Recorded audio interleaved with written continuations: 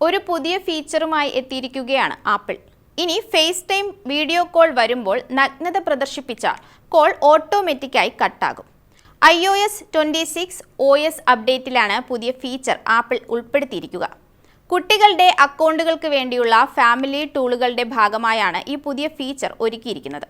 ഏറ്റവും പുതിയ iOS beta അപ്ഡേറ്റിൽ ഈ ഫീച്ചർ ലഭ്യവുമാണ്. യൂട്യൂബ് കണ്ടന്റ് ക്രിയേറ്ററായ iDevice ഹെൽപ്പാണ് ഈ ഫീച്ചർ ആദ്യം കണ്ടെത്തിയത്. കുട്ടികൾക്ക് അപകടകരമായ ഇടപെടലുകൾ നിയന്ത്രിക്കാൻ ലക്ഷ്യമിട്ടാണ് ഇത് ഉൾപ്പെടുത്തിയത്. എന്നാൽ മുതിർന്നവർക്കും ഇത് ബാധകമാകും എന്നാണ് കരുതുന്നത്.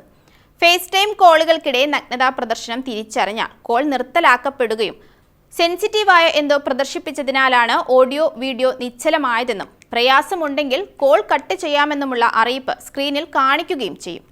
ഈ മുന്നറിയിപ്പ് ക്ലോസ് ചെയ്ത് വീഡിയോ പുനരാരംഭിക്കാനും ഉപഭോക്താക്കൾക്ക് കഴിയും. എന്നാൽ തുടർന്നും നഗ്നതാ പ്രദർശനം തിരിച്ചറിഞ്ഞാൽ കോൾ കട്ടാകും.